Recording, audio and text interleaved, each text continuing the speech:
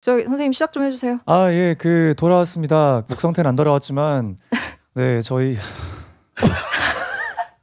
너 미안하다. 억지로 리드멘트 시켜서 미안하다. 신혁이 파워뱅크가 성대에 있었네. 그러니까. 성대가 아무래도 또 가수니까. 하긴. 내일 병원을 가요. 아이고. 근데 진짜 목이 안 좋긴 하다. 이 모니터 들어오는 목소리 좀 다르다. 그 정밀 검사를 또 받으라고 하셔가지고 가서 이제 그거 하러 갑니다. 근데 신혁아, 너 지금이 더 섹시해.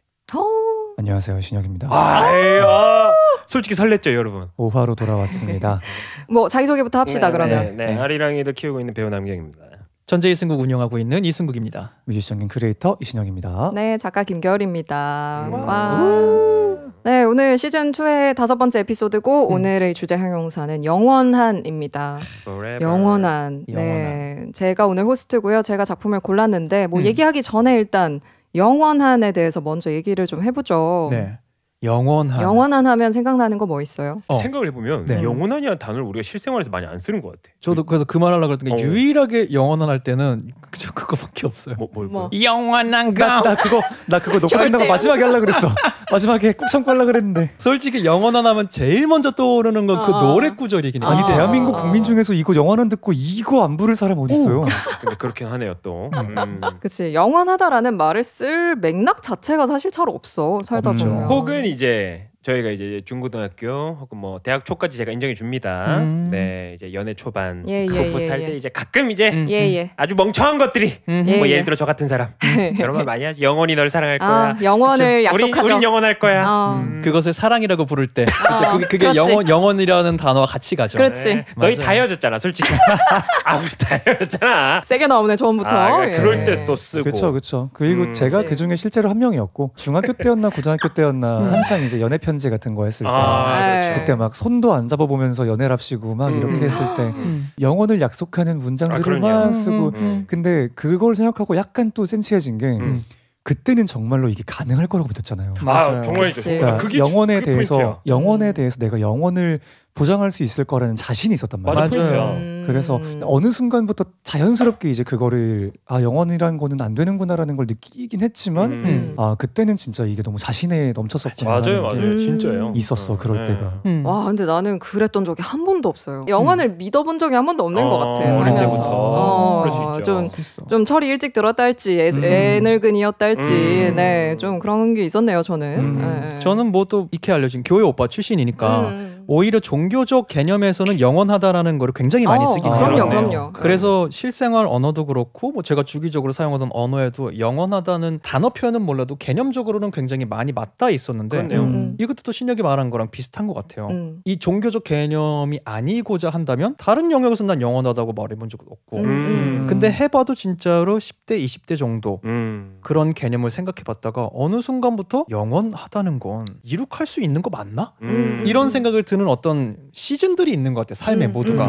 그걸 넘어가면서부터는 속단하지 않게 되는 영원하다는 거에 대해서. 맞아요. 나 이거 어디서 봤는지 기억이 잘 안 나는데 책에서 읽었는지 뭐 학부 수업이었는지 뭐 어디였는지 기억이 잘 안 나는데 영원에 대한 되게 지금도 기억에 남아있는 정의가 있어요. 그러니까 영원이라고 할 때 우리가 시간을 계속해서 지속하는 거라고 생각하잖아요. 그러니까 영원이라는 게 그러니까 시간이 흐르면 그 시간이 흐르는 대로 계속 존재하는 지속적으로 존재하는 걸 영원이라고 우리가 생각하는데 영원은 그런 게 아니고 특히 아마 맥락이 약간 그 신적인 영원, 종교적이든 철학적이든 약간 초월적인 맥락에서의 영원은 그런 식으로 시간 안에서 지속되는 게 영원이 아니고 시간 밖에 있는 것을 영원이라고 한다라고 정의를 내리더라고요. 그게 굉장히 인상 깊게 남아있어요. 그러니까 시간의 영향을 전혀 받지 않는 시간 밖에 있는 시간을 초월한 무엇인가를 영원이라고 이제 한다라는 정의를 듣고 되게 그렇겠다라는 생각을 한 적이 있어.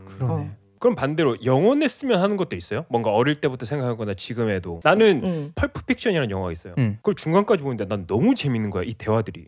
그래서 그때 그냥 이 영화가 영원히 끝나지 않았으면 좋겠다 이런 생각을 가볍게 했었어. 너무 재밌는 영화를 보면 그럴 때 있지. 뭐 그런 거라던가. 형은 이제 피자가 영원히 만들어졌으면 좋겠나요? 그런 건 너무 중요하죠. 그거는 그리고 영원히 갈 거예요. 네. 되게 유명한 거 있잖아요. 맥도날드 가만 냅둬도 부패 안 한다 막 이런. 맞아. 맥도날드 햄버거가 안 썩 며칠 정도가 아니에요. 꽤 오랫동안 그거를 관찰 카메라를 했는데 그 실험이 몇 모양이 안 망가져. 몇 달이더라? 그게 꽤 오래 긴 실험이었는데 그게. 그래요? 네, 화제가 됐던 적이 며칠이 있어요. 아니었어. 저는 그 영원성을 믿어요. 맥도날드는 영원할 수도 있지 않을까? 그걸 내 안에 집어넣으면서 나도 영원에 한 걸음 가까이 가는 거죠. 나 그런 거 느낄 때 있어요. 어렴풋이. 내 안에 있는 어떤 호기심 혹은 도파민 추구해서 내가 지금까지 살면서 재밌다고 생각한 경험들을 만들어준 어떤 동력들. 그게 사그러들지 않았으면 좋겠다. 영원까지는 내가 너무 아득해 보이긴 하지만 나이가 들어가면서 그게 사그라진다고들 하니까 그게 좀 영원에 가깝게 있었으면 좋겠다. 하지만 계속 재밌는 거 했으면 좋겠다. 그러니까 어쨌든 형이 그 뭔가 생을 마감하기 전까지는 영원했으면 좋겠다. 문득 드네요. 나도 비슷한 생각이 있어요. 뭔가 내가 지금 재밌어하는 걸 계속 재밌어할 수 있으면 좋겠다.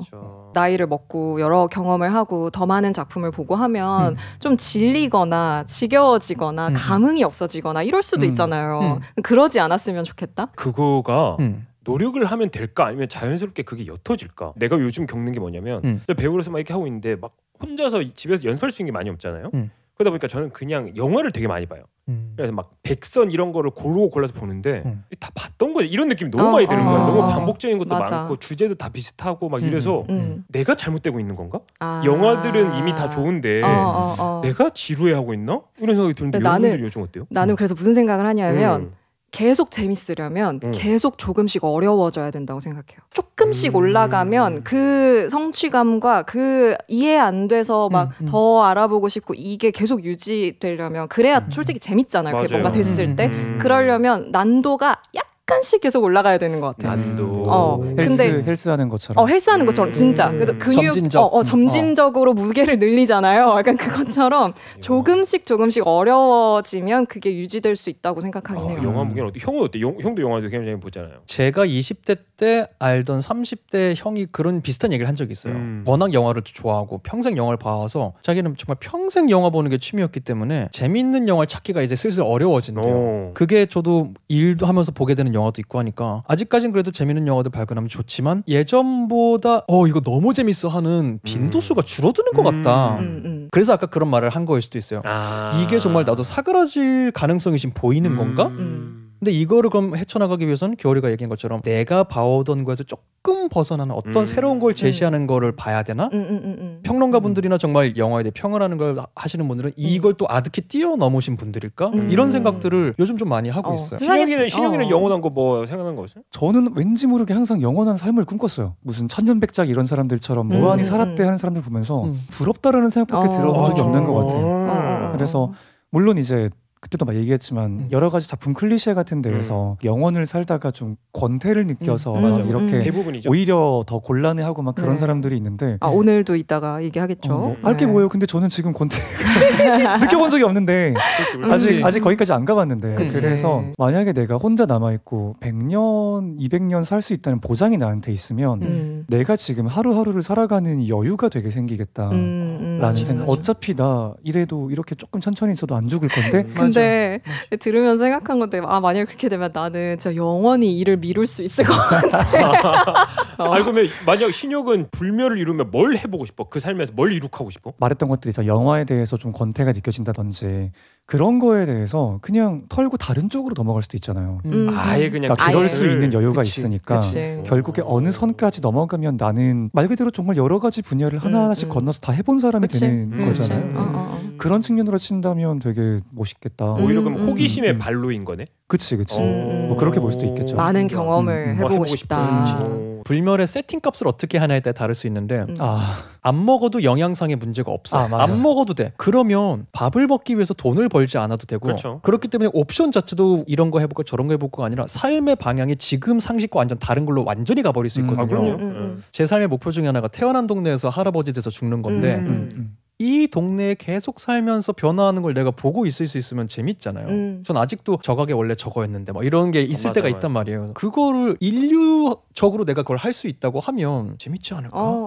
네, 라는 생각을 가끔 자연스럽게 호스트께서 넘어가시면 될 것 같아요. 지금 딱 이어서 이제 이야기를 하려고 했는데 이런 이야기에 딱 들어맞는 네, 오늘의 작품을 소개를 해드리도록 하겠습니다. 오늘 제가 고른 작품은 켄 리우라는 작가의 어딘가 상상도 못할 곳에 수많은 술록대가 라는 이 단편집에 수록된 여러 단편 중에 4편인데요. 첫 번째 수록된 단편이 딱 우리가 지금 하고 있는 요 얘기에 정확하게 들어맞는 단편이라고 할 수 있겠죠. 호라는 단편이에요. 호, 그러니까 이렇게 생긴 요 포물선의 형태이죠. 이 호라는 단편이 지금 우리가 이야기하고 있는 것처럼 이 불멸의 몸을 갖게 된다면 어떨까라는 상상력에서 기반한 그런 단편인데요. 이 호라는 단편의 주인공은 레나라는 여성입니다. 여성의 어렸을 때부터 이게 본인이 그러니까 상실의 경험들 그리고 이제 허망한 사랑의 경험들을 좀 하게 되면서 인생에 대한 약간 어떤 체념, 회의감 이런 것을 갖게 되던 중에 처음에 일을 하러 들어간 곳에서 처음에는 이제 말하자면 인간의 몸을 부패 처리를 해서 어떤 작품으로 만드는 그런 일들을 하다가 퇴사를 하겠다고 하니까 그 회사 대표가 와가지고 그 만류를 하면서 우리가 다른 기술을 개발을 하고 있다라고 하면서 죽은 시체만 부패 처리를 하는 게 아니고 살아있는 인간이 불멸의 몸을 가질 수 있도록 하는 그 신약을 우리가 개발을 해왔다. 해서 주인공에게 존이었죠. 우리가 이런 걸 개발을 했으니까 이제 로맨틱한 관계가 돼서 이 주인공이 그 약물을 주입을 받게 되면서 벌어지게 되는 일들을 다룬 그런 단편이라고 할 수 있겠습니다. 네. 호 어떻게 읽으셨어요? 저는 켄 리우 작가 거를 처음 이번에 봤었던 그거라서 너무 취향. 이런 류의 영원성을 조금 이렇게 담고 있는 이 SF 이런 장르를 너무 좋아하는데 심지어 신혁이 아까 말로 불면 본인 꿈을 그려놓은 거네. 그렇지. 맞네. 근데 또 이제 스토리에서 또 전달하고자 하는 바는 또 있으니까. 그렇죠. 전 그래서 되게 흥미롭게 이런 시선도 있겠구나. 되게 디테일한 미래가 그려지는 게 되게 좋았던 것 같아요. 실제로 이렇게 회사도 막 이렇게 만들고 있을 법한 사건들을 막 이렇게 해주면서 뭐 당연한 얘기긴 하지만 그래서 더 재밌게 읽었던 것 같아요. 이런 세상을 이 사람은 또 그리는구나 싶어가지고. 맞아. 신혁이는 영혼을 가끔 이렇게 꿈꿀 때가 있잖아. 이거는 호에 관한 얘기잖아요. 읽고 나서 생각이 좀 영향을 받은 것도 있어요? 여전히 그래도 난 할 수 있으면 영혼을 가보고 싶다. 일단은 되게 존중했어요. 그 주인공의 인물들의 선택들이나 하나하나의 일련의 모든 걸 다 관련 인물들의 그런 마음들을 다 존중했는데 저는 그냥 그래도 여전히 뭐야 아니 뭐가 있네 뭐가 있네 그러니까 불멸의 꿈이 뭔가 진짜 있네 스포일러라도 다 얘기를 하자면 이제 제목이 호니까 이 주인공이 말하자면 마음의 공허함 마음의 어떤 그런 이전의 관계에서 온 상처들로 인해서 가지고 있는 마음의 허전함 같은 것들을 메우기 위한 사실은 시도들을 계속 해오다가 불멸의 삶을 얻게 된 건데 그러면서 본인이 버렸던 아들을 다시 만나게 되기도 하고 하면서 보니까 이게 이제는 삶을 끝낼 때가 된 것 같다라는 생각이 들어서 시작과 끝이 있는 호 모양으로 이렇게 삶이 마무리되도록 결심을 하는 그런 결말로 끝이 나거든요. 하지만 우리 신혁이는 호 이딴 거 필요 없고 그냥 메비우스로 간다 우리는. 영원히 돌아가는 인공위성처럼. 아니 작품 내에서도 대부분의 사람들이 그거를 그냥 받아들이고 영원하게 살잖아요. 맞아요. 그렇기 때문에 그 레나라는 사람의 선택이 되게 숭고한 거고 그러면 이런 약물이 있으면 주입을 받아보고 싶어요. 청문회가 되고요. 저도 갑자기 궁금한. 만약에 그런 약물이 있으면 당연히 받아야죠. 일단. 진짜로? 해봐야죠. 아니 그러니까 진짜 일도 안 망설 것 같아? 그 정도로 본인은 절대 안 받으실 거예요? 절대로. 그럴 것 같았어. 저는 항상 제가 생각하는 게 끝이 있기 때문에 아름답다는 생각 항상 하면서 사는 편입니다. 그리고 막 트로이 영화도 보면은 아주 지나간 말이지만 브래드 피트가 겁나 멋있는 몸으로 나와가지고 막 머리를 풀어치면서 그 말을 해요. 신들은 인간을 질투해. 인간이 죽기 때문이지. 이런 말도 되게 좋아하고 저는 그래서 열심히 약간 살아가는 동력이 되거든요. 오히려 끝이 있어서 아까 겨울이 말처럼 영혼이 있는데 내가 왜 열심히 살아? 약간 이럴 것 같아요. 영혼이 미루면서 근데 이 주인공은 막 박사도 한 3개 따고 막 하잖아요. 대단해. 영혼을 사는데 갓생을 사시더라고. 그러니까 그런 성향이 아니라서 그런가 봐. 나에게 오히려 영혼이 준비 열심히 할 게 아니라 난 바로 끝이야. 약간 이런. 근데 나는 그 생각은 했어. 이걸 보면서 이게 또 SF구나 확실히. 판타지가 아니라 SF구나라고 한 게 말씀하신 대로 레나가 영생을 얻게 되면서 아카데믹한 삶을 되게 산단 말이에요. 자기가 경험해보지 못했던 학구적인 맞아. 삶을 제대로 한번 살아보게 되는데 그때 그런 문구가 기억이 나. 내 뇌세포는 죽지 않고 계속 살아났기 때문에 호기심을 유지할 수 있었고 그래서 이게 과학적으로 이렇게 연결되는구나. 그냥 젊게 살기 때문에 저는 굉장히 또 도파민 추구니까 과학적 접근이 아니라 그래 젊으면 계속 있으니까 하고 싶은 거 계속 공부할 수 있겠지 인 줄 알았는데 이렇게 설명이 되는구나. 그냥 흥미로웠어요 저에게는 그 문구가. 그래서 그 남편이 죽는 것도 되게 개연성 있잖아요. 맞아요. 암 걸려서 죽잖아요. 그 개발을 맞아. 한 그러니까 남편이 사장이. 원하지 않은 게 아니고 원했는데 안 되는 그렇지. 상황이죠. 원했는데 그게 어떤 원했는데. 유전적으로 뭐가 문제가 있어서 그게 암으로 사실 암세포도 영원히 계속 증식하는 맞아요, 종류의 맞아요. 세포다 보니까 그래서 암에 걸려서 이제 남편이 세상을 떠나게 됐는데 그걸 막 달려들어서 취재하는 기자가 맞아요. 막 이게 벌을 받은 거라고 생각하시나요? 이러면서 마이크를 들이대는데 이 주인공이 이렇게 빤히 쳐다보는 거죠. 이 사람도 예전에 이 시술을 받은 사람이라는 맞아요. 것을 알고 있으니까 그래서 맞아요. 이 사람의 눈 속에서 어떤 공포와 나에게도 이런 일이 벌어지면 어떡하지? 라는 우려 같은 것을 읽어내면서 이 주인공이 이 여성에 대한 분노를 약간 사그라뜨리는 그런 장면이 있기도 하잖아요. 맞아요. 그런 부분들에서 이제 이게 과학적인 설명이지만 굉장히 동시에 아주 그 인간의 본질적인 부분을 건드리는 그런 면에서 이게 SF의 또 맛이죠. 이런 부분이. 그렇죠. 제가 항상 하는 말이 있습니다. 좋은 SF는 기술을 말하지 않습니다. 기술을 깔아놓고 인간을 대하는 게 SF예요. 그럼요. 그 장르 자체가. 제가 그래서 SF를 참 좋아합니다. 저도 그래서 약간 마일드한 팬인데 근데 모두 영혼이 살면 너무 끔찍하지 않겠어요? 여러분 정말 그 세상이 괜찮습니까? 이 세상이 그런 거잖아요. 나는 너무 끔찍한데 상상만 해도. 모두가 영원히 사는 모두가 이 상태로 우리가 영원히 사는 늙지도 않고 죽지도 않고 모두가 영원히 괜찮으세요? 사는. 너 괜찮아? 말이 되게 멍청하게 들릴 건 알거든요. 아니 괜찮아요. 어디까지 영원하냐가 약간 좀 다를 것 같은데 저 고등학교를 이제 서울에서 안 나왔단 말이죠.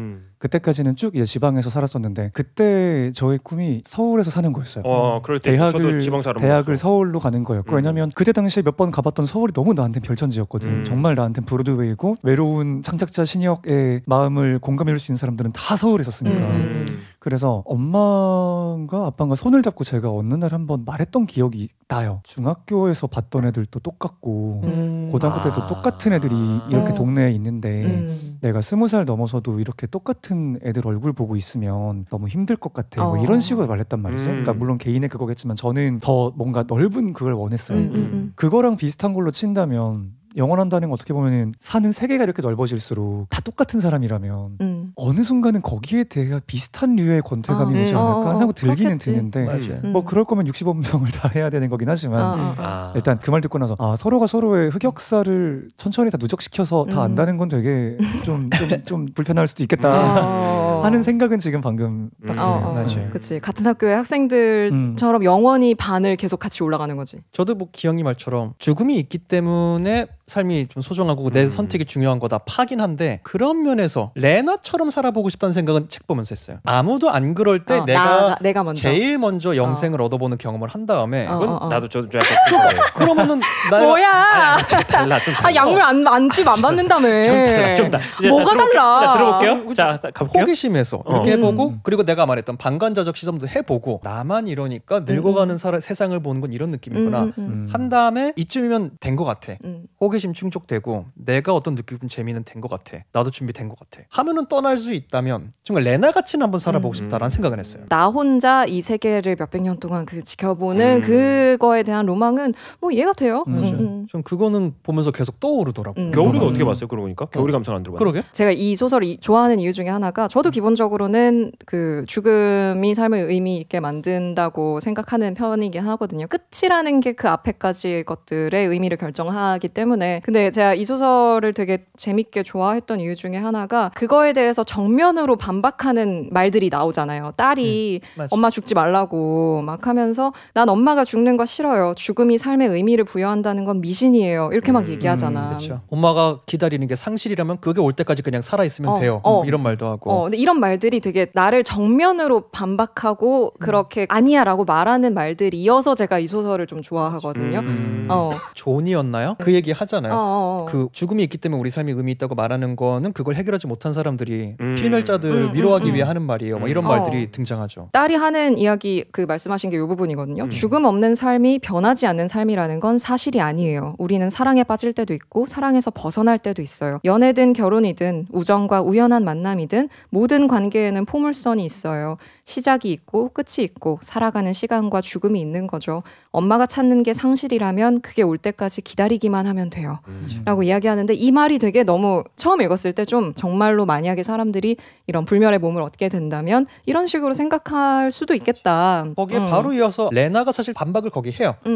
우린 살아온 세계가 다르기 때문에 내 딸도 똑똑한 거고 난 이거 알겠다. 왜냐면 얘는 영생의 세상에서 큰 아이니까. 근데 나는 그 전 세상을 살았기 때문에 나는 이 세상에 편입될 수는 없다. 또 그 자체 반박을 또 하더라고요. 맞아요. 그래서 뒤에 이어지는 부분에 이런 부분이 있어요. 내가 늙어가다가 죽기로 마음먹은 것은 사랑 때문이 아니었다. 시간으로부터 자유롭고 싶은 욕구 때문이었다.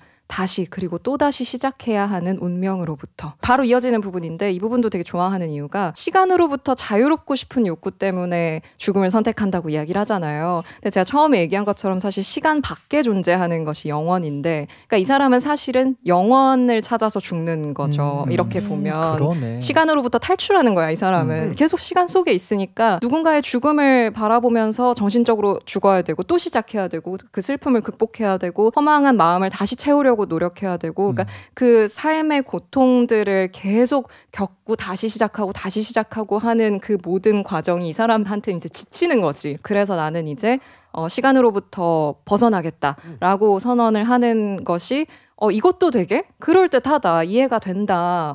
왜냐면 이 사람이 앞에서 겪는 일들로부터 계속해서 상실의 슬픔을 겪잖아요. 계속해서 이런 슬픔과 공허감을 겪는데 계속 살아야 되니까 어쨌든. 그러니까 나는 사실 죽었는데 안 죽은 걸 상태로 계속 사는 거죠. 그러니까 그걸 이제 그만하고 싶다라고 이야기를 하는 거니까 그 부분에서 또 이해가 되는 거예요. 영원히 살면 이런 기분이 또 들 수 있겠다. 이제 그만하고 싶다. 뭐 이런 생각이 좀 들 수도 있겠다. 저는 무조건 안 된다고 봅니다. 저는 절대 인간이라는 생물은 그럴 수 없다. 아주 간단하게 인터넷만 봐도 1년 내내 쉬고 있는데 너무 좋아. 별로 없어요. 2년 내내 집에서 놀고 있는데 너무 행복해. 별로 없습니다. 어떤 순간에는 끝을 향해 다가가는 것이 저는 지성의 생명체가 결국은 추구하는 방향이라고 생각해요. 어떠한 것이 영원한 것을 목표할 수 있지만 그것이 달성됐을 때 행복해하지 않기 때문에 목표일 뿐이다.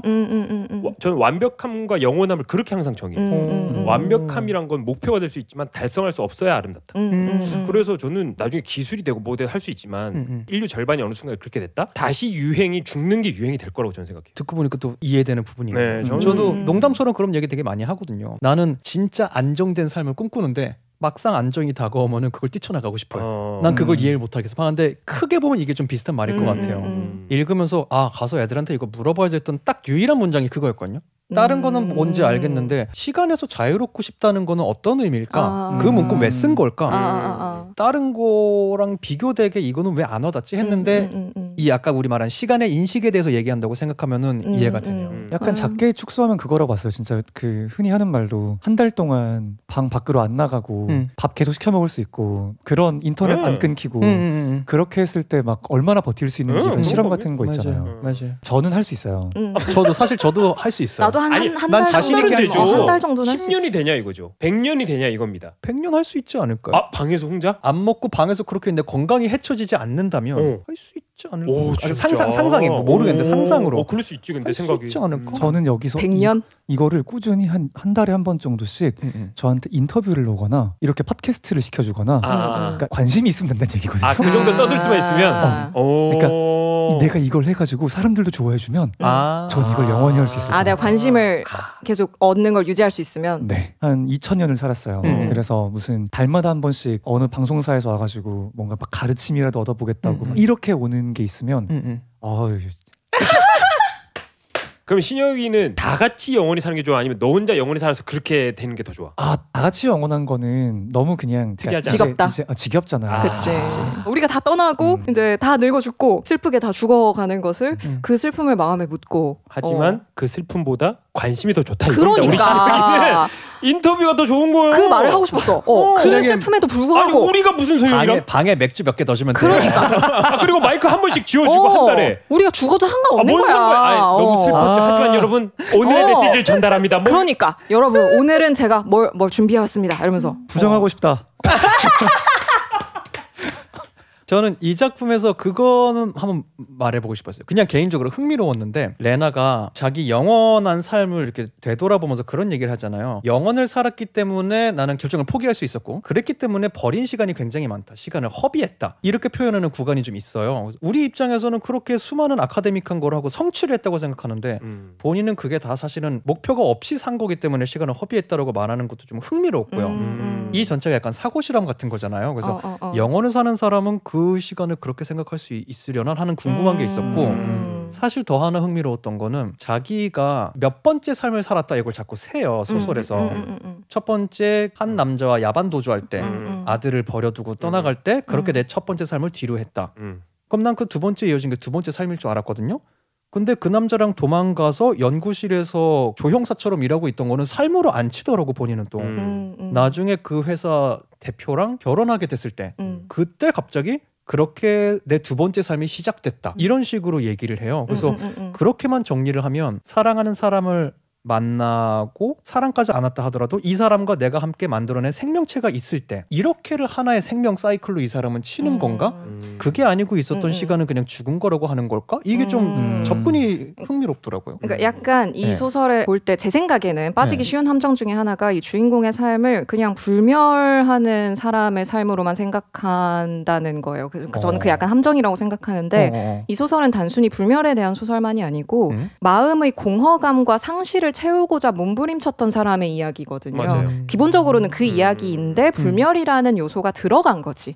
그래서 이 사람에게 있어서 삶에서 하고 싶었던 거는 뭐 박사를 3개씩 따고 뭐 성취를 이루고 이걸 하고 싶었던 게 아니라 마음을 채우는 온전한 그게 뭐 꼭 연인과의 사랑이 아니더라도 사랑을 이 사람은 그게 삶을 완성시키는 것으로서 갖고 싶었던 것인데 그래서 그녀가 말하는 그 삶을 낭비했다는 거 그 사랑할 시간 외에 딴 걸 하느라 내가 낭비했다. 삶을 채웠어야 되는데 자기가 아들을 그때부터 사랑했어야 되는데 그러니까 이 긴 시간 동안 그러니까 구멍이 이렇게 나 있는데 그걸 그대로 두고 그냥 대학만 다닌 거지. 얘를 이렇게 두고 그러니까 빨리 버린 아들을 찾아가서 그렇죠. 그 아들과 조금이라도 더 시간을 보내고 내 이 뻥 뚫린 구멍을 조금이라도 채우고 이런 걸 했어야 되는데 그런 걸 계속 외면한 거지. 자신의 이 구멍 이만한 구멍을 외면한 상태로 계속 그냥 다른 것들을 하면서 그럼 첫 번째 삶, 두 번째 삶 했던 건 사실은 말한 내 결핍이 채워지는 사랑을 주고받는 관계가 그 사이클이구나. 자기가 사랑이 왔을 때 다시 삶이 시작되는 그런 게 아니에요. 그래서 생명 유한파로서 제가 지금 소습하지 않겠습니다. 저도 그럼 2대인가요? 좋아요. 말씀하세요. 어차피 기록 안 될 거니까. 제가 기억했다가 후대 말씀드릴게요. 이래서 한 번쯤은 하고 싶습니다. 이런 애들을 질문으로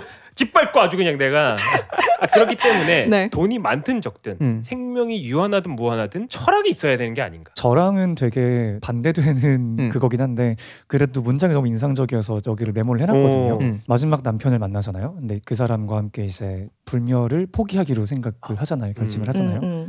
거기서 막 돌이켜보면서 했던 말이 나는 존과 함께 보냈던 그 예전 남편 길고 긴 나날을 돌이켜보았다. 그런데 기억에 남은 날들은 너무도 적었다. 끝없는 시간을 손에 넣었다고 생각했기에 결국에는 아무것도 하지 못했던 것이다. 나는 선택을 포기해야 할지도 모른다는 두려움에 삶을 낭비했다. 그래서 기꺼이 내 삶의 플라스티네이션 처리를 했다. 이렇게 나오는데 너무 와닿는 문장이야. 영원할 거라고 믿으니까 미루는 선택을 포기해야 할지도 모른다는 두려움이라는 게 신기했어요. 호에 대해서 얘기를 해봤는데 다음은 싱귤레리티 3부작입니다. 총 3편인데 제가 이 3부작을 묶어서 읽어와 주십사 요청을 드렸고요. 뭐 읽어보셨으니까 이유를 이제 아시겠지요. 카르타고의 장미 그리고 뒤에 남은 사람들 어딘가 상상도 못할 곳에 수많은 술록대가 이렇게 총 3편이었습니다.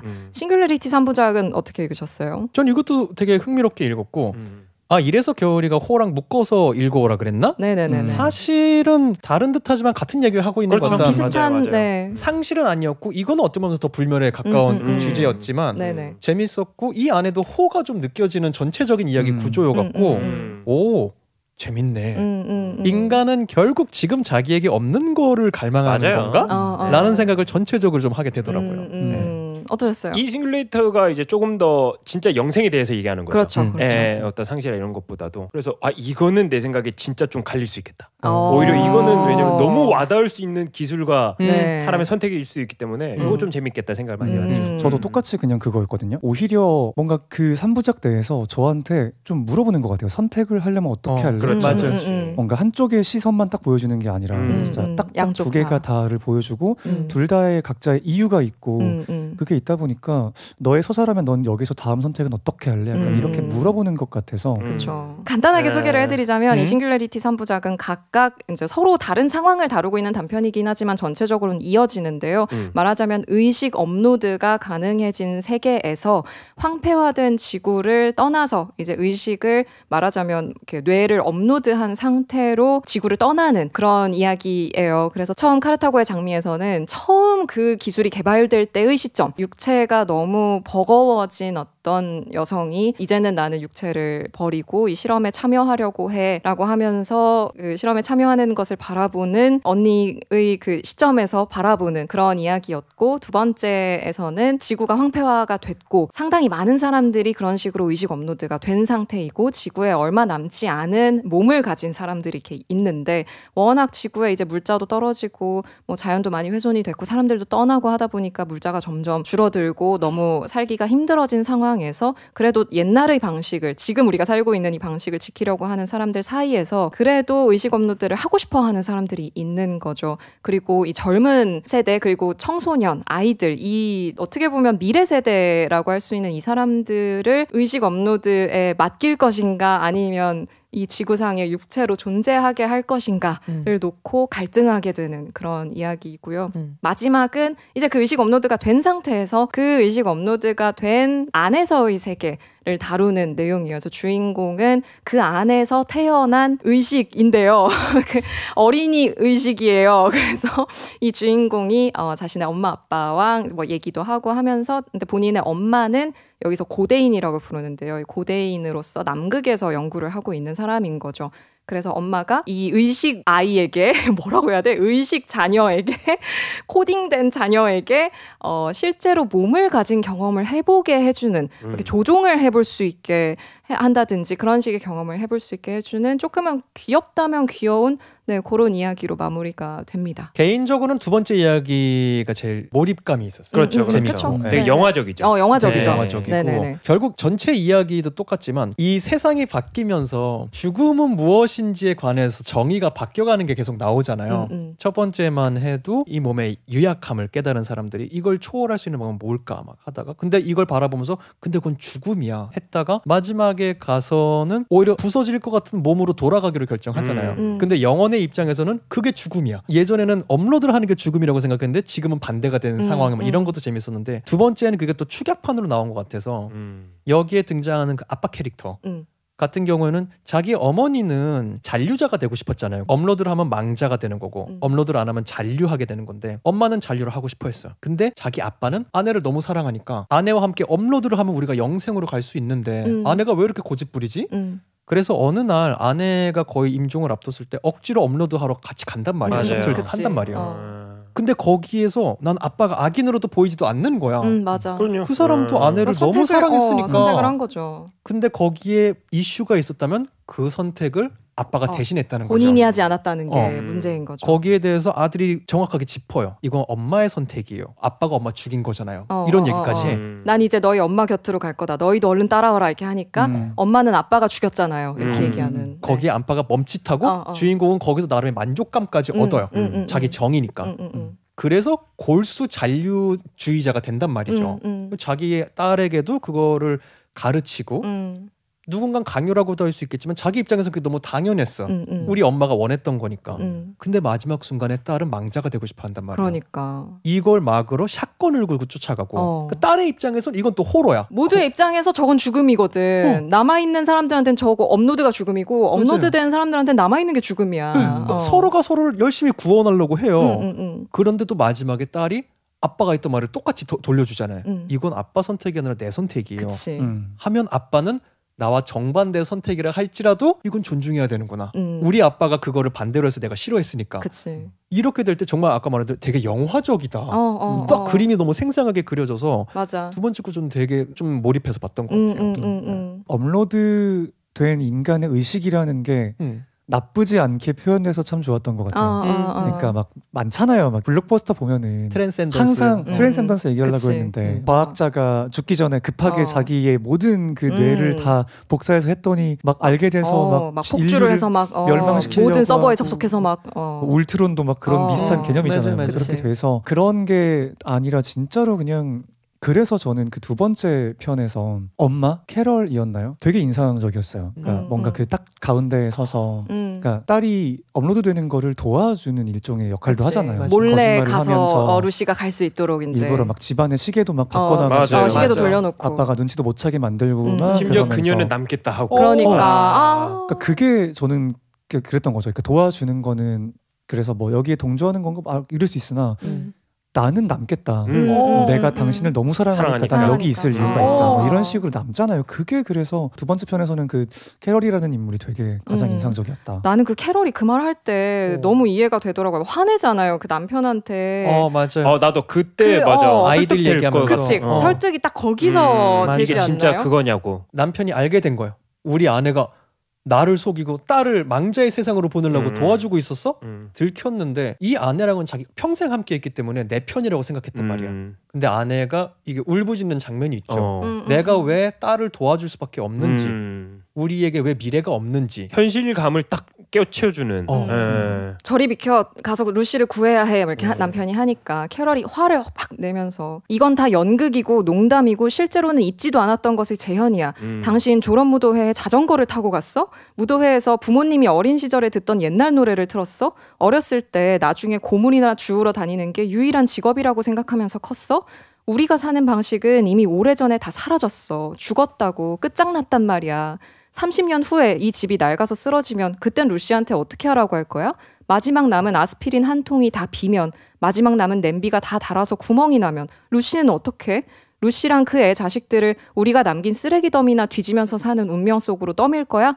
해가 갈수록 기술 문명의 사다리를 한 칸씩 미끄러져 내려가다가 결국엔 인류가 지난 5,000년 동안 이룩한 모든 진보를 다 잃어버릴 운명 속으로? 라고 캐럴이 막 화를 내는데 여기서 갑자기 납득이 되죠. 책을 읽고 있던 나도 현실감이 확 들어요. 갑자기. 그러니까. 맞아. 약간 이러면서. 나도 심정적으로는 되게 잔류자들을 응원하고 있었는데 내 삶의 기반에서 세상을 해석하는 거니까 우리는 경제 침체가 있고 막 난리가 난다 하더라도 어쨌든 우리는 조금씩 진보하고 있다. 우린 나아지고 있다. 라는 개념하에 모든 걸 해석하려고 하는데 이 소설을 보면은 조금씩 인류 문명이 도태되어가고 원시 시대로 가고 결국 인간이 없는 지구까지 가는 거를 지금 모두가 겪고 있잖아요. 그렇죠. 거기에 미래 세대에게 내 잔류자로서의 철학을 말한다, 전파한다. 이게 정말 미래 세대를 위한 걸까? 라는 질문을 딱 하는 순간이어서 그치. 이거 세다. 여기서도 나오는 질문이고 심지어 다른 SF 단편에 뭐가 있냐면 나랑 똑같은 형체의 사이보그를 만들 수 있어요. 내가 일정 이상 나이가 되면은 내 모든 걸 그냥 여기다 업로드시키고 나는 죽어. 그리고 이거는 그대로 살아가니까 거기 사회에서의 문제점은 그럼 이 사람이 진짜 나냐? 그리고 실제 몇몇 커플들 중에서는 나는 이걸 했기 때문에 더 이상 너랑 살 수 없다. 그렇게 해도 나다. 이런 걸로 싸워요. 그러겠다. 여기서도 그럼 업로드한 것도 본인이라고 생각해요? 아니면 어떤 다른 거라고 생각해요? 이거 굉장히 철학적이죠. 근데 이제 감각적으로 우리 겨울 씨는 좀 참아주고. 저 아무 말 안 할 거예요. 아무 말 안 할 거예요. 나도 궁금해. 뭐라고 나는 할지. 그 지점에서 아까 승국 씨가 영생을 그래도 꿈꾸는 것과 이건 다르다는 거에 약간 그 지점이 아닐까? 맞아요. 여기에서 아까 신혁이 말했던 시뮬라르크라는 단어가 이때 한번 딱 엄마가 보낸 메일을 묘사하면서 잠깐 나와요. 맞아요. 왜냐면 엄마가 끝까지 잔류자로 살고 싶었는데 영생으로 간 다음에 메일을 보내는데 메일이 진짜 그로테스크합니다. 너무 무서워. 저 소름. 사랑스럽게 읽을수록 듣는 사람 입장에서 소름 끼칠 거. 굉장히 엄마가 평생 해온 말과 반대 말을 해요. 그렇죠. 근데 너무 그 말의 내용들이 근데 엄마 말투고 너무 근데 약간 현학적인데 그리고 납득이 그러니까 이 사람이 되고. 무슨 말을 하는지 알겠고. 메일이 왔을 때 주인공이 이거는 시뮬라르크 그렇죠. 우리 엄마 아니야. 이건 복제품이야. 말을 하는데 제 입장에서는 그런 것 같아요. 아까 말한 대로 나는 내 육신과 내 정신으로 불멸을 가고 싶은 것 같아. 이걸 어딘가 옮겨낸 상태라고 하면은 제 입장에서 지금에서는 나는 그때부터 복제품이라는 생각인 것 같고요. 방관자로 있고 싶다 막 이런 것도 업로드를 해서 데이터 센터에서 존재하는 이진법 무언가가 되고 싶은 게 아니라 지금 내가 살아온 요 느낌 그대로 병 안 걸리고 늙지 않고 살아볼 수 있을까에 대한 호기심이고 열망인 거지.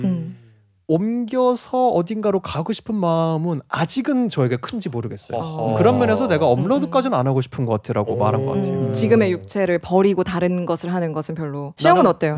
이게 만약에 이동돼가지고 업로드해서 살고 있다가 갑자기 나의 백업 버전을 발견하면 그거는 뭐 또 다른 문제니까. 그래서 이동된다는 확신을 받고 들어가면 그건 괜찮은 것 같고 아무튼 그 메일 딱 보면서 저도 되게 무섭긴 했거든요. 근데 동시에 한번 생각을 꼬아보니까 또 생각이 들었던 게 내가 알던 엄마의 모습이 아니어서 놀래는 당황하는 것도 있지만 만약에 근데 정말로 그 사람이 그 세계에서 만족을 느껴버려서 정말 사람이 바뀌어서 했던 걸 수도 있잖아요. 내가 믿고 있는 게 틀린 거면. 저는 그래서 오히려 거기에서 느껴지는 답답함이 훨씬 더 컸어요. 그러니까 정말로 변한 사람이 됐는데 맞아. 이걸 그래서 자기는 정말 진심으로 어떻게 해서든 막 이걸 알려주고 싶은데 상대가 너무 이제 나의 기존의 모습만 알고 있고 이것만 믿으려고 하고 있다 보니까 맞아요. 그럼 내가 바뀌었다는 걸 대체 어떤 방식으로 증명해야 되지 하는 생각들이 막 들어서 그래서 저는 이동이라고 한다면은 그래도 해볼 만하다. 결국은 그죠? 영생밖에 생각이 없습니다. 극영생주의자네. 모든 게 영생입니다. 그런 주의긴 한데 개미가 돼도 영생합니다. 쟤는.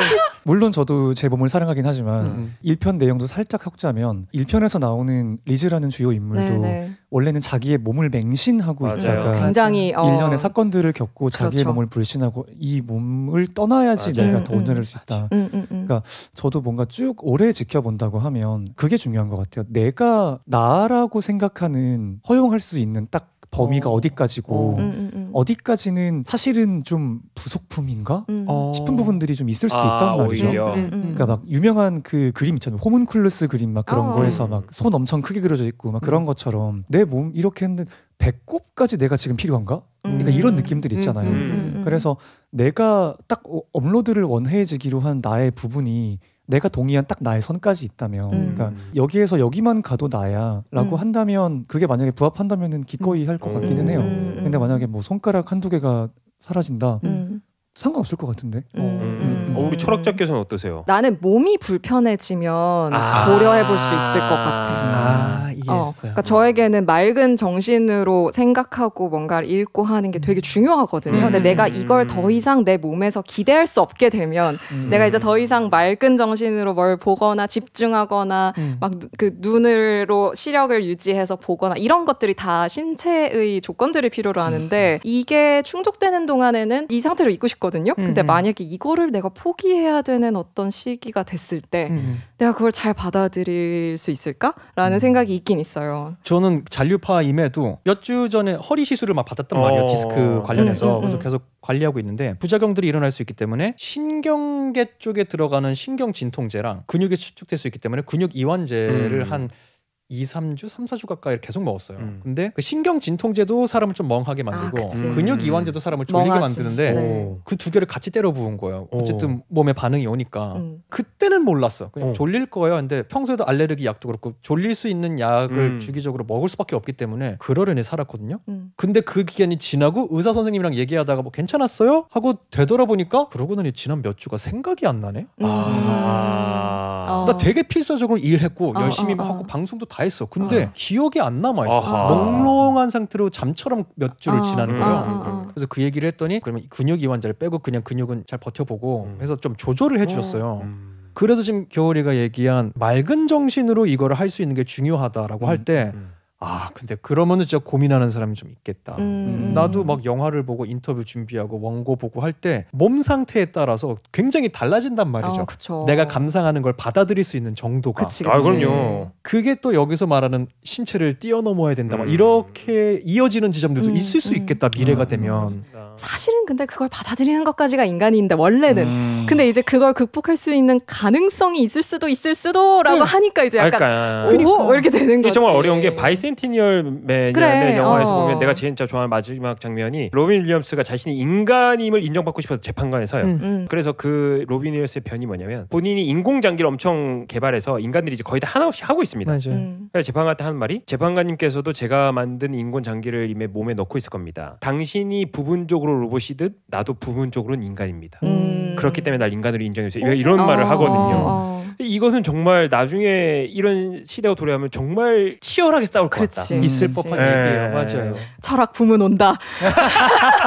여러분 진짜겠다. 철학 부문 옵니다. 주신 책에서 이제 딱 작품들 이외 것도 막 읽어봤거든요. 다른 것도 재밌죠. 나오잖아요. 진짜 재밌었는데 그 중에서 막 이제 진짜 막 몸 안에 박테리아로 정말 까지가 막 이 나의 의식을 막 영향을 끼치고 막 이러는 것들처럼 몸 관리 되게 중요한 건 오케이 알겠는데 정말 나의 최고점인 상태를 유지한 채 업로드가 될 수 있다라고 한다면 되게 그거지 않아요? 개이득이다? 개이득이지 않아요? 쟤는 그냥 영생 말고 아무 생각 없습니다. 철학이고 뭐고 사람들 의견이고 뭐 이게 영생만 되면 내가 갑니다. 얘는 일하다가 알게 되면은 나한테 기회가 와도 신혁이 너한테 꼭 얘기를 먼저 해야겠다. 너무 기회 감사한데 제 친구 중에 누구들 그러니까 1번 실험체가 되겠대요. 1번이 있다. 근데 이게 진짜 무서운 게 제가 최근에 읽은 책 중에 장강명 씨가 쓴 먼저 온 미래. 저도 재밌게 읽었습니다. 그럼요. 제가 AI에 대해 관심이 많아서 되게 옛날부터 관심을 가졌었는데 저는 비로소 그 책을 읽었을 때 처음 공포심을 느꼈습니다. AI에 대한 공포를 말하고 있는 게 아니라 그 책에서는 우리가 흔히 말 AI가 이제 나오면 AI 대 인간의 대결을 상상하면서 사람들이 얘기하잖아요. 맞지. 나도 거기 되게 공감했어요. 근데 장강민 씨가 본 건 뭐냐면 맞아. AI를 쓰는 인간 대 그걸 쓰지 않는 인간의 싸움이 될 거라는 거예요. 그치. 그 구도로 보잖아요. 나도 그 점 되게 그게 나는 너무 갑자기 공포스러운 거예요. 여기에서 비로소 저는 공포를 느꼈어요. 맞아. 그걸 안 쓰는 사람들의 정당함도 너무 정당하고 그걸 쓰는 사람들의 정당함도 너무 정당한 거예요. 맞아. 그래서 그 바둑 안에서 벌어진 일에 있어서 되게 자세하게 얘기하잖아요. 너무 그러니까 인공지능 때문에 은퇴를 한 기자들이 있는가 반면 인공지능 덕분에 공부를 할 수 있게 된 사람들도 있는 거야. 그러니까 말하자면 뭐 거기서는 기보의 민주화라고 표현을 하는데 맞아요. 기보를 막 구해서 봐야 되던 시기, 막 어디에 제자로 들어가야 되던 이 시기를 지나서 지금은 누구든지 인공지능을 통해서 공부할 수 있고 누구든지 공평하게 이거를 원하면 할 수 있는 시기가 됐다는 점이 좋은 점인데 또 동시에 어떤 그게 놓치고 있는 것들, 막 이런 것들이 동시에 나오니까 그게 완전 나중에 인간 사회 축소판처럼 느껴지는 게 아주 그냥 간단한 예로 바둑에서는 초반 기보가 굉장히 중요하대요. 한 15에서 20수 그리고 이게 그 사람의 스타일과 그런 걸 다 보여주는 거였대요 원래. 근데 이제 이게 다 없어졌답니다. 외워서 무조건 15에서 20수는 AI 수로 외우는 게 지금은 끝났대요. 아예. 그냥 착착착 둔대요. 아예 끝났대요. 구단들도 다 그렇게 두고 있대요. 시작은 일단 다 그렇게 무조건. 그래서 중반부터 좀 스타일이라고 할 만한 것들이 드러나는. 근데 이제 여기서 뭐가 나오냐면 그거를 사용하고 있는 사람들은 이게 바둑이고 이게 미래다고. 그치. 그전 기사들은 그게 어떻게 바둑이냐로 싸우고 있는데 그치. 너무 나중에 일어날 것 같은 일인 거야. 맞아. 우리 사회에서. 맞아. 기존의 기사들은 바둑은 예술이고 삶이고 이게 어떤 삶의 축소판이고 막 어떤 대화이고 막 이런 얘기를 하는데 현대 기사들은 승부죠. 이겨야죠. 스포츠 아닙니까? 이겨야죠. 이런 어떤 지금도 요새 나오고 있는 게 시험을 AI로 치냐 마냐. 이게 뭐 그 컨닝이다 아니다. 이게 일어나고 있는데 다시 돌아와서 이런 영생의 삶에 혹시나 기술이 나온다. 이 영생이 중요한 게 아니라니까. 사람들이 싸운다니까. 사람들이. 맞아. 이게 진짜 무섭더라고요. 그치. 철학 부문 오겠다. 올 수밖에 없겠다. 사실 이 업로드라는 게 되게 영원한 행위처럼 보여지잖아요. 근데 결국엔 이것 역시 먼 미래에 서버가 그치. 없어지면 물리적 서버에 의존하니까 그것조차 이제 영원이 아닌 거잖아요. 이건 어떻게 생각하세요? 뭔가 영원이라고 우리가 계속 얘기를 하긴 했지만 이건 역시 막 몇 천억 년 뒤에 망하는 게 거의 확정적으로 나오던데 일단은 태양이 없어지고요. 그치. 그치. 우주가 뭐 그런 것도 있습니다. 그러니까 말 맞다나 지구가 없어지면 그냥 영원도 끝나는 거 아니에요? 그치. 그래서 저는 근데 혼자 이걸 읽으면서 상상한 게 뭐였냐면 그래서 미디어 센터에 한 가문이 한 명씩은 있을 것 같은 거예요. 약간 지킴이 고대자가 수호사 가디언 그 사람에 대해서 입장에서 한번 상상해봤었어요. 이 서버를 지키는 뭐가 있다. AI가 다 하고 있어도 한 명은 있지 않을까? 그렇겠다. 어쩔 수 없다 마지막처럼. 아니 어쨌든 누가 서버에 에러 나면 수리를 해야 돼. 뭐긴 할 거 아니에요. 블루스크린 타면은 리셋 한번 해야 되거든요. 알터시 해야 될 거 아니에요. 하다못해 어디 불이 나면 불은 꺼야 될 거 아니야. 그치. 하드웨어 서버에. 사실 그래요. 이게 이 완전한 어떤 하드웨어가 없는, 이 물체가 없는, 물질적 존재가 없는 상태의 그 영생이라는 건 사실 환상이죠. 그래서 거기에서 보면은 다른 별로 가려고 하잖아요. 우주로 그래서 가려고 하잖아요. 계획이 있는 거죠. 그러니까. 그들은 이 태양이 폭발하더라도 계속 행성을 옮겨서 가고 싶은 그거를 가보죠? 연구하는 게 이 주인공의 엄마죠. 맞아요. 그래서 엄마가 우리가 이제 우주선을 띄워보낼 거야라고 하면서 아들에게 이제 얘기를 해주고 그래서 이제 아까 말씀드린 좀 재밌는 지점, 업로드된 사람이 그 실물 몸을 가진 경험을 해보고 싶어하는 반대되는 또 욕망 같은 걸 보여지기도 하는 거죠. 진짜 징하다. 그렇게 살고 싶어 진짜 다. 진짜 그렇게 살고 싶어 정말? 아니, 그래? 물론이죠. 저걸 뭘 그렇게 하고 싶지? 답답해. 음악을 평생 만들어둬야 얘가 계속 만들고 싶어 그냥 얘가 막. 얘가 게임을 깨는 속도가 게임이 나오는 속도보다 느릴 거야. 야, 그거 콘텐츠 되겠다. 그러니까. 이신혁이 게임을 얼마 만에, 그러니까 새 게임 나오기 전까지 얼마나 도전 깨기 많이 할 수 있나? 많이 할 수 있나? 2025년 나온 게임 다 해봤습니다. 그러니까. 뭐 이런 거 할 수 있을 것 같은데. 그 5억 년 버튼 눈앞에 박스가 이렇게 있어요. 스위치가 있어요. 네네. 이걸 딱 누르면은 그 박스에서 큰 돈이 나와요. 근데 이제 형은 지금 기억 못 하는데 누르는 순간 형은 다른 차원에 들어가서 5억 년 동안 아무것도 없는 공허한 공간에서 5억 년을 보내고 돌아오는데 기억이 지워진 채로 돌아오는 거야. 근데 나는 5억 년을 겪어야 되잖아. 겪어야 돼. 안 하죠 이 미친.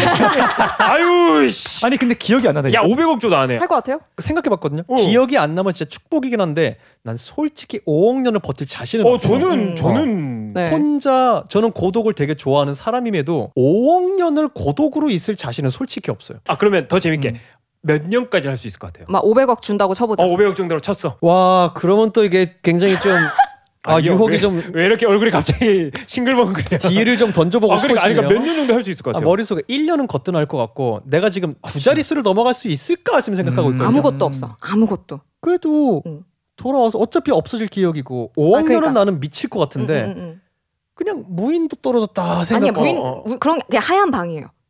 아무것도 그렇지 없는. 그 정도 가야지. 그래 안 먹고 되고 제가 건강에 안 먹어도 되고 건강해. 아무것도 없어. 거기서 운동하면 되잖아요. 기껏 운동을 생각한단 말이야.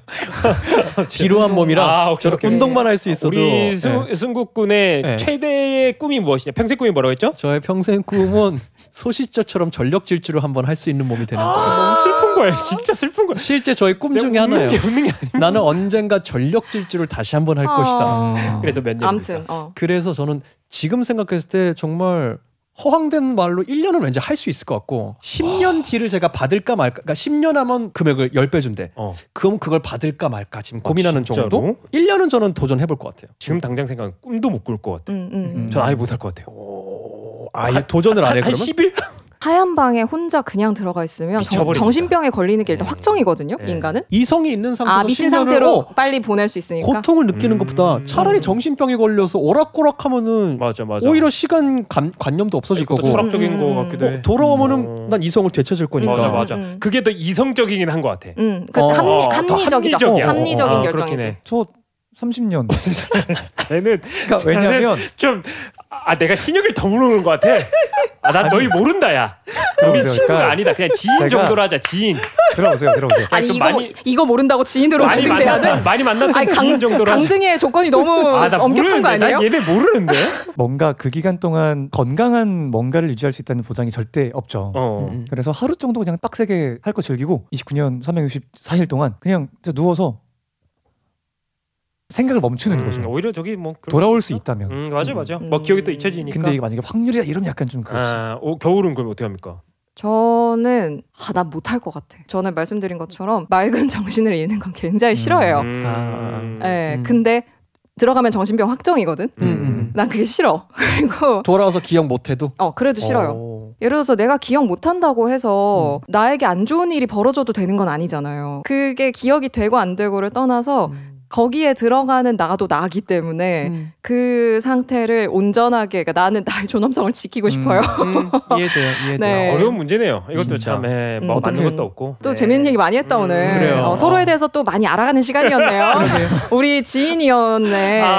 이제 좀 친구 된 것 같아. 나 신혁이는 이제 친구입니다. 저 정도의 영상을 꿈꾸는 사람이 내 친구에 있다는 거. 여러분 업로드도 나쁘지 않은 선택이라는 거 한번 알아주세요. 여러분도 댓글 다세요. 업로드 할지 버튼 그러니까 누를지 한다 안 한다. 네, 의견 알려주세요. 이렇게 해서 오늘의 김겨울의 강제 독서회 두 번째 시간이었고요. 오늘 재밌었어요. 네, 켄리우의 SF 소설로 이야기를 나눠봤습니다. 저희 다음 형용사 뭐였죠? 네, 다음은 제가 또 호스트를 맡게 되었습니다. 다음 키워드가 이제 서툰이라는 키워드고 고민을 되게 많이 했는데 이제 제가 가져온 건 뮤지컬 중에 Come From Away라는 뮤지컬이 있어요. 2017년에 브로드웨이에서 나왔고 굉장히 화제를 끌면서 여러 가지 상도 많이 받고 스토리도 너무 좋고 한 뮤지컬인데 애플 TV에서 스트리밍을 하실 수 있어요. 그래서 티빙에서도 보실 수 있어요. 그렇군요. 그래서 다음 이야기하기 전에 또 같이 한번 같이 보시고 오시면 너무 좋을 것 같습니다. 이거랑 별개로 너무 잘 만든 뮤지컬이에요. 좋아요. 그래서 꼭 한번 추천드리고 다음에는 이 뮤지컬로 이야기 나눠보려고 합니다. 네, 좋습니다. 마지막 인사할까요? 마지막 인사는 오늘 신혁이가 혼자서 영생하는 하루 되세요. 여러분 영생하는 하루 보내시고요. 쟤는 뭘까? 왜 저래? 무슨 사건이 있었던 어릴 때. 신기하네. 영생을 저렇게 꿈꾸는. 진짜 영원을 꿈꾸는 하루? 영원히 즐거운 하루? 말이 이상한데? 원하는 것이 영원한 하루 되세요. 그래. 원하는 것이 영원한 하루 보내세요. 좋습니다. 하나, 둘, 셋. 원하는 것이 영원한 하루 보내세요. 절었어. 너는 영생 말곤 저는구나. 그러네.